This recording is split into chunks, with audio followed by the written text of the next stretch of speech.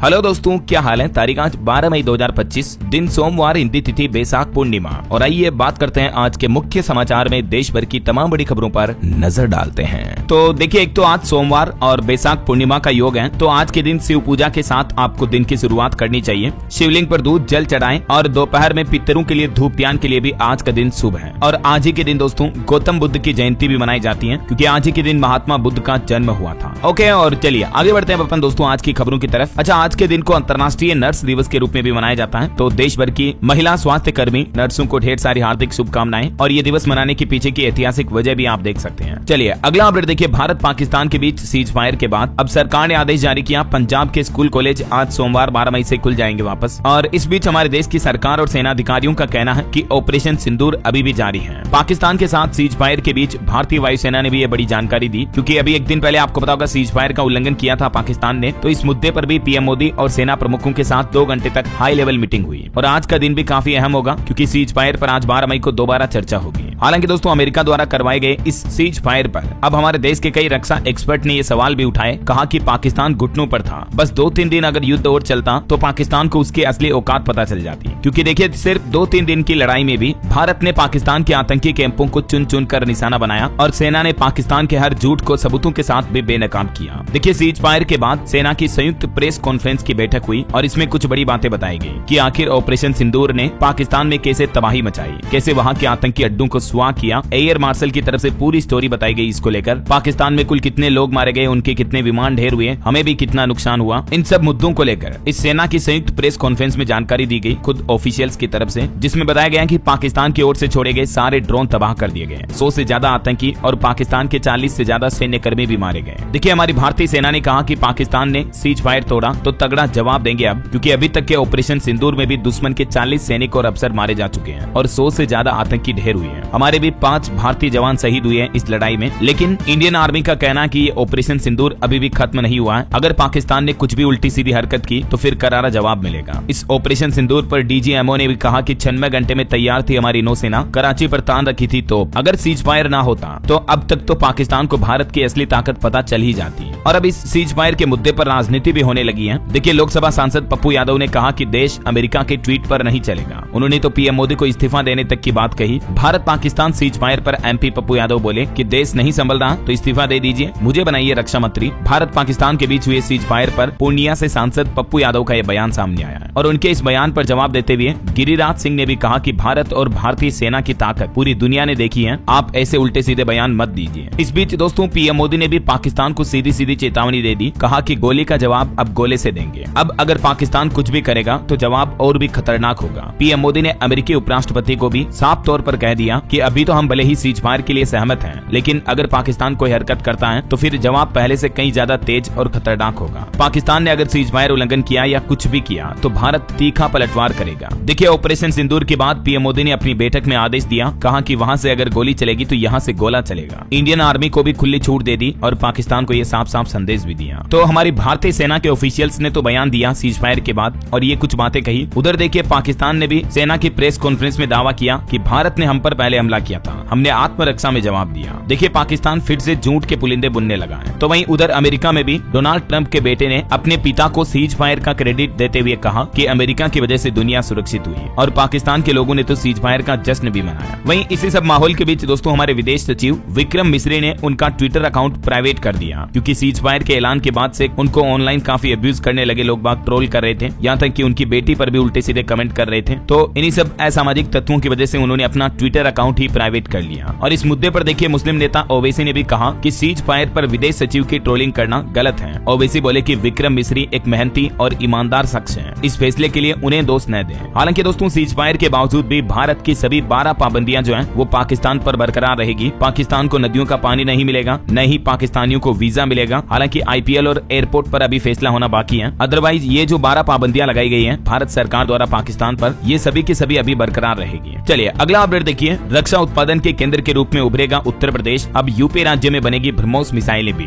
देश के रक्षा मंत्री राजनाथ सिंह ने उत्तर प्रदेश के लखनऊ में ब्रह्मोस यूनिट की शुरुआत की और यहाँ उन्होंने अपने संबोधन में कहा कि ऑपरेशन सिंदूर ने आतंक पीड़ितों को इंसाफ दिलाया। वो बोले कि ब्रह्मोस मिसाइल की धमक रावलपिंडी तक सुनाई दी। भारत ने पहली बार इस ब्रह्मोस मिसाइल का इस्तेमाल किया था पाकिस्तान के खिलाफ ऑपरेशन सिंदूर में, जिससे पाकिस्तान को तगड़ा नुकसान भी हुआ। यूपी के सीएम योगी आदित्यनाथ ने भी कहा कि पाकिस्तानियों से पूछ लेना चाहिए ब्रह्मोस मिसाइल की ताकत क्या है। ये मिसाइल बहुत ही पावरफुल है दोस्तों, दुश्मन के रडार से भी बचकर सटीक निशाना लगाती है और इसकी रफ्तार ध्वनि की गति से भी 3 गुना तेज है, यानी साउंड स्पीड से भी 3x फास्टर है ये मिसाइल, जिसका निर्माण अब लखनऊ में भी हो पाएगा क्योंकि यूपी में भी इसकी नई मैन्युफैक्चरिंग यूनिट लगाई गई है। और इस मौके पर सीएम योगी ने कहा कि प्रदेश भर में डिफेंस सेक्टर में 30,000 करोड़ का निवेश होगा और जिससे 60,000 से भी ज्यादा नौकरियों का भी सृजन होगा। चलिए अगला अपडेट देखिए, भारत की इकोनॉमी पर एक रिपोर्ट सामने आ रही है। वित्त वर्ष 2026 में भारतीय अर्थव्यवस्था 6.5% की दर से बढ़ने की संभावना है। CII यानी भारतीय उद्योग परिसंघ की तरफ से ये अनुमान लगाया गया। वहीं सरकार एक नया बिल लेकर आ रही है जिसमें कुछ ये प्रावधान होंगे। राष्ट्रीय आपातकाल के दौरान तेल, गैस, इन तरह के संसाधनों पर सरकार का पहला अधिकार होगा। तेल क्षेत्र से जुड़े नए कानून के संशोधन में तैयार किए गए मसौदे के नियमों के मुताबिक अगर देश में राष्ट्रीय आपातकाल की स्थिति लागू होती है तो सबसे पहले इस तरह के रिसोर्सेज पर सरकार का राइट्स होगा, ऐसा है ना। तो ये नया बिल भी सदन में लाया जाएगा जल्दी। चलिए अगली खबर देखिए, दिल्ली वालों को लगा महंगाई का बड़ा झटका, अब चुकाना होगा ज्यादा बिजली बिल। हालांकि दिल्ली में बिजली की दरों में बदलाव नहीं हुआ है, लेकिन PPAC बढ़ने से उपभोक्ताओं को अब ज्यादा बिल देना पड़ेगा। PPAC का मतलब बिजली खरीद समायोजन शुल्क को दिल्ली सरकार की तरफ से बढ़ा दिया है। और भी ज्यादा जानकारी आप देख सकते हैं इस बारे में। चलिए अगला अपडेट देखिए, महाराष्ट्र के सिंधुदुर्ग में गिरी शिवाजी महाराज की प्रतिमा को फिर से स्थापित किया गया और इस मौके पर मुख्यमंत्री देवेंद्र फडणवीस बोले कि अगले 100 सालों तक ये प्रतिमा टिकी रहेगी। 91 फीट ऊंची ये मूर्ति लगाई गई है जो कि पिछले साल अगस्त 2024 में आंधी में गिरकर टूट गई थी, तो अभी इसका फिर से नव निर्माण किया गया है। चलिए खबर आ रही दोस्तों, आज सोमवार को भी देश के ज्यादातर बैंक बंद रहेंगे। RBI की तरफ से आज बुद्ध पूर्णिमा के मौके पर देश के ज्यादातर राज्यों में बैंक हॉलिडे घोषित किया हुआ है, तो बिहार, उत्तर प्रदेश, महाराष्ट्र, पश्चिम बंगाल जैसे राज्यों में बैंक बंद रहने वाले हैं। चलिए अगली एक रिपोर्ट सामने आ रही है कि पिछले 5 सालों में 35% बढ़ा भारतीय रिजर्व बैंक RBI का सोने का भंडार। अभी भारत के केंद्रीय बैंक के पास कुल कितना गोल्ड रिजर्व है तो इसके डेटा भी आप देख सकते हैं। 226.58 टन बढ़ा है सोने का भंडार और अभी इसकी वैल्यूएशन टोटल इतनी है। RBI ने पिछले 5 सालों में 226 टन से भी ज्यादा सोना खरीदा और क्योंकि सोने के भाव बढ़े हैं तो इससे इनकी वैल्यूएशन में भी अच्छी खासी बढ़ोतरी हुई है। चलिए खबर आ रही है, भारत और EU यानी यूरोपियन यूनियन के बीच FTA पर 11वें राउंड की बातचीत आज से शुरू होगी जो कि 16 मई तक चलेगी। इस साल 2025 के आखिर तक पूरा हो सकता है फ्री ट्रेड एग्रीमेंट। जैसा कि हाल ही में भारत ने UK के साथ किया था ना, तो वैसा ही ट्रेड एग्रीमेंट यूरोपियन यूनियन के साथ करने की भी बातचीत आज से शुरू होगी है।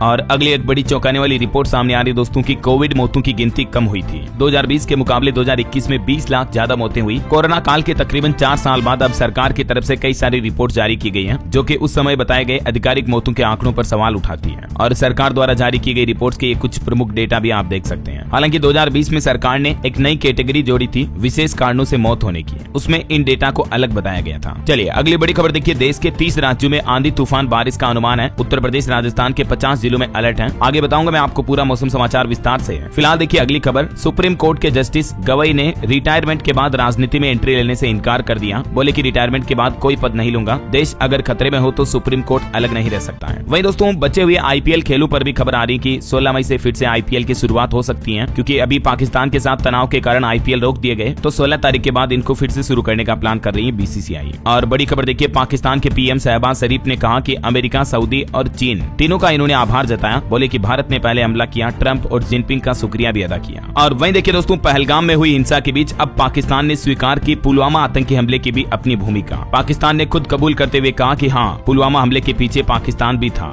दुनिया भर के मीडिया के सामने पाकिस्तान का असली चेहरा बेनकाब हुआ। वायुसेना के अधिकारी ने कैमरे पर कबूला पुलवामा हमले में पाक की भूमिका का रोल। खुद पाकिस्तान के एयर वाइस मार्शल की तरफ से पुलवामा हमले को लेकर ये बयान दिए गए, देख सकते हैं। और अंतर्राष्ट्रीय न्यूज पर एक और बड़ी खबर आ रही, रूस के राष्ट्रपति पुतिन ने यूक्रेन को सीधी बातचीत करने का ऑफर दिया। जेलेंस्की बोले कि ये सकारात्मक संकेत है। अभी एक दिन पहले उन्होंने 30 दिन के सीज फायर प्रस्ताव को मंजूरी मिलने की उम्मीद भी जताई थी। चलिए अगली बड़ी खबर देखिए, भारत पाकिस्तान के बीच संघर्ष विराम के बाद अब राजस्थान, पंजाब, जम्मू कश्मीर में हालात सामान्य चल रहे हैं। भारत ने कहा कि अब पाकिस्तान के DGMO से भी बातचीत होगी, कोई अन्य देश अब इसमें शामिल नहीं होगा। सीज फायर के बाद अब भारत का आगे का क्या प्लान है, तो इस मामले से जुड़े कुछ और अपडेट्स भी हैं, आगे देखेंगे अपन। फिलहाल देखिए दोस्तों, उत्तर प्रदेश के मुख्यमंत्री योगी आदित्यनाथ ने ODOP में शामिल किए यूपी के 12 नए उत्पाद। ODOP यानी वन डिस्ट्रिक्ट वन प्रोडक्ट योजना से जोड़े गए इन उत्पादों को, जिसमें अमरोहा का मेटल, सहारनपुर की होजरी और बरेली के फर्नीचर घरों की रौनक बढ़ाएंगे। चलिए खबर देखिए, स्टूडेंट के लिए अपडेट आ रहा। SSC ने जारी किया संशोधित कैलेंडर, स्टेनोग्राफर ग्रेड C और D की अधिसूचना अब 5 जून को जारी होगी। वहीं CUET UG के एडमिट कार्ड भी जारी हो चुके हैं। NTA ने 13 से 16 मई के हॉल टिकट जारी किए, 3 जून तक होने हैं एग्जाम। आप ऑफिशियल पोर्टल से अपने एडमिट कार्ड डाउनलोड कर सकते हैं। और अगली बड़ी खबर देखिए दोस्तों, भारत पाकिस्तान सीज फायर के बाद कांग्रेस ने ये पोस्टर लगाए जिन पर लिखा है कि इंदिरा होना आसान नहीं है। राहुल बोले कि सरकार संसद सत्र बुलाए इस मुद्दे को लेकर। तो वहीं पायलट ने भी कहा कि वाशिंगटन से सीजफायर का ऐलान सवाल खड़े करता है। भारत पाकिस्तान सीजफायर पर कांग्रेस ने ये 5 सवाल उठाए केंद्र सरकार से कि भारत सरकार ने आखिर सीजफायर को क्यों स्वीकार किया, अमेरिका ने किन शर्तों पर यह घोषणा की, डिप्लोमेसी के रोल में अमेरिका आखिर अचानक क्यों खड़ा हुआ। तो देखते हैं इन सभी सवालों का जवाब केंद्र सरकार क्या देती है। फिलहाल देखिए अगला अपडेट, ऑपरेशन सिंदूर के बाद अब जम्मू कश्मीर से उत्तर प्रदेश आने वालों के लिए 2 और स्पेशल ट्रेनें भी चलेगी, क्योंकि यूपी के लगभग 8,500 से भी ज्यादा पर्यटक अभी भी वहां फंसे हुए हैं। चलिए खबर आ रही किसान भाई लोगों के लिए बड़ा अच्छा अपडेट, बासमती धान के निर्यात के लिए बनेगा क्लस्टर, प्रक्रिया भी शुरू हो चुकी है जिससे किसानों की आय बढ़ेगी। यूपी हाथरस जिले में यह नया क्लस्टर बनाया जाएगा। और देखिए जातिगत जनगणना को लेकर भी सरकार का कहना है कि इस जनगणना के लिए 70 साल पुराने कानून में कोई बदलाव की जरूरत नहीं है। सरकार ने ये साफ कर दिया है 1948 के जनगणना कानून में कोई बदलाव नहीं किया जाएगा। और वहीं देखिए भारत पाक तनाव के बाद अब DRDO के वैज्ञानिकों की नई प्लानिंग, मानव रोबोट करेंगे दुश्मन का सामना, जंगल पहाड़ कहीं पर भी इनको तैनात किया जा सकेगा। DRDO के वैज्ञानिक पिछले 4 सालों से ऐसे मानव रोबोट पर काम कर रहे हैं जो कि सीधे इंसानी आदेश पर जटिल सैन्य कार्य कर पाएंगे। ये ह्यूमनॉइड रोबोट होंगे, जैसे आपने रोबोट फिल्म में देखा होगा ना, ठीक वैसे एडवांस टेक्नोलॉजी वाले रोबोट तैयार किए जा रहे हैं और साल 2027 तक ये परियोजना पूरी होने का अनुमान है। और वैसे दुनिया के वैज्ञानिकों की भी एक उपलब्धि देखिए, अब जैविक कचरा भी होगा पोषक तत्वों में तब्दील। पर्यावरण वैज्ञानिकों ने विकसित की अपशिष्ट से पोषण बनाने की तकनीक। फ्रांस में किए गए अध्ययन के मुताबिक जैविक कचरे को फिर से पौष्टिक पदार्थों में बदला जा सकेगा। जैविक कचरे का मतलब आप समझ गए ना, जैसे फल फ्रूट का कचरा हो गया है, तो ऐसे कचरों से उपयोगी पशु आहार या मानव आहार बनाए जा सकेंगे ऐसा। और एक अंतर्राष्ट्रीय अध्ययन सामने आ रहा है कि दुनिया के 10% अमीरों ने बढ़ाई धरती की तपिश। क्लाइमेट चेंज को लेकर ये चौंकाने वाली रिपोर्ट सामने आई दोस्तों। आम इंसान के मुकाबले 26 गुना ज्यादा कार्बन उत्सर्जन फैलाते हैं जो रईस अमीर लोग होते हैं ना वो। अब आपके मन में भी ये सवाल आ रहा होगा कि यार DLS भाई, आखिर अमीर लोगों की वजह से ज्यादा कार्बन उत्सर्जन कैसे बढ़ रहा है, राइट? तो देखिए दोस्तों, नेचर क्लाइमेट चेंज में प्रकाशित अध्ययन में बताया गया, जिसमें वैज्ञानिकों ने आय आधारित कार्बन उत्सर्जन का गहराई से विश्लेषण किया। मतलब जिन लोगों की आय ज्यादा होती है वो डायरेक्ट इनडायरेक्टली उनकी जो जीवन शैली होती है, लाइफस्टाइल होती है, उस वजह से ग्लोबल वार्मिंग पर बड़ा गहरा असर पड़ता है। ये देख सकते हैं आप इस मुद्दे पर विशेषज्ञों का क्या कहना है। चलिए अगला अपडेट आ रहा है, इनकम टैक्स को लेकर टैक्स सिस्टम में सरकार ने कुछ बदलाव किए हैं। आयकर विभाग ने हाल ही में कैपिटल गेन टैक्स सिस्टम में ये बदलाव किया है, जिसमें लॉन्ग टर्म कैपिटल गेन और शॉर्ट टर्म कैपिटल गेन की दरों में बदलाव किया गया है। नए टैक्स सिस्टम दोनों ओल्ड या न्यू टैक्स रिजिम अपनाने वालों पर लागू होगा। अब ये नियमों में क्या बदलाव हुआ है और इसका लाभ टैक्स डिडक्शन में भी कैसे मिलेगा, देख सकते हैं आप डिटेल। चलिए शराब पीने वालों के लिए अच्छी खबर आ रही, अब 75% सस्ती मिलेगी ब्रिटिश बियर। हाल ही में जो भारत सरकार ने ब्रिटेन के साथ FTA यानी फ्री ट्रेड एग्रीमेंट किया था, तो उसके बाद मैंने आपको बताया था ना कि कई सारी चीजें सस्ती होगी, जैसे सेब, पनीर, वनस्पति तेल वगैरह भी सस्ते होंगे। इसके अलावा ब्रिटेन की जो ब्रांड बियर है वो भी सस्ती मिलेगी अब आपको हमारे देश में, क्योंकि उन पर अभी तक 150% टैक्स लगता था। अब मुक्त व्यापार समझौते में ये टैक्स घटाकर 75% ही कर दिया, तो इससे ब्रिटिश ब्रांड के जो बियर वगैरह है, स्कॉच, वो अब सस्ते मिलेंगे, है ना। चलिए बड़ी खबर देखिए, फर्जी सिम कार्ड बिक्री के मामले में देश के 8 राज्यों में CBI ने छापेमारी की, 5 लोगों को गिरफ्तार भी किया। आजकल आपको पता होगा cyber fraud, digital cyber crime के मामले भी काफी ज्यादा चलते हैं, तो इस बीच ये CBI ने बड़ा ऑपरेशन अंजाम दिया। बहरहाल अभी तो अपन कुछ और महत्वपूर्ण और काम की खबरें देखेंगे दोस्तों, लेकिन फिलहाल वक्त तो चला है आज के ताजा मौसम समाचार जानने का। और हाँ, एक छोटी सी गुजारिश आपको याद दिला दूं, अगर आप DLS न्यूज चैनल से अभी तक भी जुड़े नहीं हो तो जुड़ जाइए, चैनल को सब्सक्राइब करके बेल आइकन जरूर दबा दीजिए और इस वीडियो पर एक लाइक और शेयर भी कर देना, ताकि आपको रोजाना की ताजा खबरें, महत्वपूर्ण मुख्य समाचार, काम के न्यूज अपडेट सबसे पहले आपके मोबाइल पर मिलते रहेंगे। ओके, और चलिए बिना टाइम वेस्ट किए सीधा आगे बढ़ते हैं मौसम अपडेट में। तो देखिए देश के 30 से भी ज्यादा राज्यों में आंधी बारिश तूफान की चेतावनी है, यानी लगभग सभी राज्यों में बारिश की गतिविधियां देखने को मिल सकती है। कुछ अलग अलग राज्यों के हालात देखिए आप, मध्य प्रदेश, भोपाल, इंदौर में भी बारिश हुई बीते दिन, आज भी 18 जिलों में अलर्ट है। राजस्थान के भी 30 जिलों में आज आंधी बारिश की चेतावनी, 12 मई आज भी बरसात की संभावना, 13 के बाद फिर बदलेगा मौसम, फिर गर्मी बढ़ेगी। यूपी की बात करें तो उत्तर प्रदेश प्रयागराज में भी तेज बारिश हुई, लखनऊ में भी आंधी चली, झांसी में आंधी बारिश से एक दीवार गिर गई। 3 दिन यूपी में भी मौसम ऐसा ही रहेगा। वहीं छत्तीसगढ़ में अब 4 दिन पारा चढ़ेगा, यानी गर्मी बढ़ेगी। बाकी फिलहाल तो बस्तर संभाग में अंधड़ और बिजली गिरने का भी अलर्ट है। वहीं हिमाचल प्रदेश शिमला में देखिए झमाझम बारिश हुई, अगले 3 दिन बरसात के आसार रहेंगे। और भी अगले 24 घंटों के दौरान मौसम की संभावित गतिविधियां क्या रह सकती हैं, 12, 13, 14 मई को किन किन राज्यों में बरसात के हालात रहेंगे, जिसकी जानकारी आप देख सकते हैं स्क्रीन पर। ओके, और चलिए मौसम के बाद अब अपन आज के मार्केट अपडेट्स भी देख लेते हैं। तो भारत पाकिस्तान की टेंशन खत्म होने के साथ ही आज स्टॉक मार्केट ओपन होने जा रहा। एक्सपर्ट का यह मानना है कि निफ्टी 23,200 के लेवल पर आ सकता है, लेकिन अब अगर आगे भारत पाकिस्तान की टेंशन बढ़ी तो फिर स्टॉक मार्केट में गिरावट की संभावना है। वहीं निवेशकों के हिसाब से एक रिपोर्ट सामने आ रही, अप्रैल में SIP कंट्रीब्यूशन 26,632 करोड़ के रिकॉर्ड स्तर पर पहुंचा। और खबर आ रही भारत पाक तनाव के बीच भी विदेशी निवेशक भारतीय शेयर बाजार में खरीदारी कर रहे हैं। मई महीने में अब तक 14,167 करोड़ रुपए निवेश किए गए हैं, जबकि अप्रैल में केवल 4,223 करोड़ ही थे। ओके, और चलिए मार्केट के बाद आगे बढ़ते हैं अपन खबरों में। देखिए खबर, आयुष मंत्रालय ने अपना साप्ताहिक योग पॉडकास्ट लॉन्च किया और इस बार अंतर्राष्ट्रीय योग दिवस के लिए थीम रखी गई है, एक पृथ्वी एक स्वास्थ्य के लिए योग। केंद्रीय आयुष मंत्री प्रताप राव जाधव ने साप्ताहिक योगा पॉडकास्ट भी लॉन्च किया। ये आने वाले योग दिवस से पहले एक नई डिजिटल शुरुआत है। और वहीं देखिए कल मदर्स डे के मौके पर केंद्र सरकार ने भी आंकड़े जारी करते हुए बताया कि हमारे देश में मातृ मृत्यु दर 130 प्रति लाख जन्मों में से उल्लेखनीय रूप से घटकर 93 हो गई है और 2030 तक सरकार का प्लान है मातृ शिशु मृत्यु दर में और भी ज्यादा गिरावट लाकर बिल्कुल न के बराबर करना है। पिछले कुछ डेटा भी आप देख सकते हैं। चलिए अगला अपडेट देखिए, भारत पाकिस्तान तनाव के बीच हरियाणा राज्य ने कसी कमर, ब्लड स्टोरेज और दवाइयों के इंतजाम पर जोर दिया और डॉक्टरों को भी कुछ अहम निर्देश दिए। भले ही भारत पाक के बीच सीजफायर हो चुका है, लेकिन एक दिन पहले जो उल्लंघन की खबरें आई थी उसके बाद हरियाणा स्वास्थ्य विभाग ने फिर से ये नए दिशा निर्देश जारी किए। और एक खबर देखिए, बॉलीवुड के बादशाह अमिताभ बच्चन ने भी ऑपरेशन सिंदूर पर अपना बयान देते हुए सेना को कुछ यूं सलाम किया। तू न थमेगा कभी, तू न झुकेगा कभी,